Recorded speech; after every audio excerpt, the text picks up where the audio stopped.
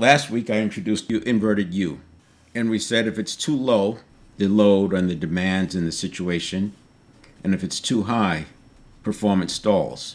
On the one side, it's disengagement or boredom, and on the other side, it could be overwhelm, fight or flight, catastrophization.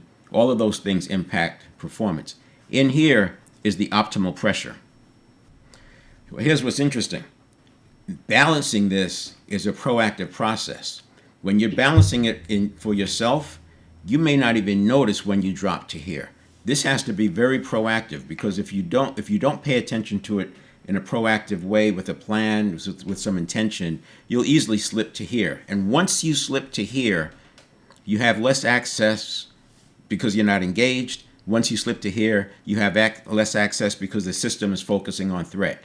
Once the system focuses on threat, you don't have the ability that you think you do, or that you do. It's just not, you have it, but it's not accessible. And this is let's say that this is the self. Now think about how hard it is to manage this inverted U for yourself and staying in this optimal pressure zone. So this is the green zone where we want to be. This is struggle at the edge of ability. So you're going to struggle at the edge. And by struggling at the edge of ability, you're getting a second benefit, which is the wrapping of myelins. I kind of mentioned this in the introduction. So when we use deep practice, and deep practice, a big part of deep practice is struggle at the edge of ability, because it signals to the central nervous system that this, whatever it is important.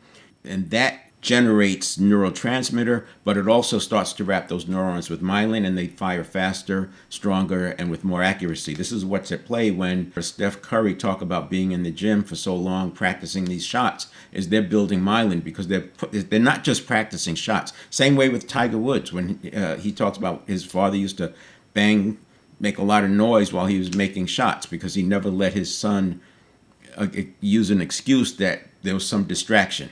They were building myelin around the neurons. They didn't know that at the time, but that's what was happening, and that myelin makes those neural pathways the path of least resistance. So you can build in the management of pressure through this deep practice approach.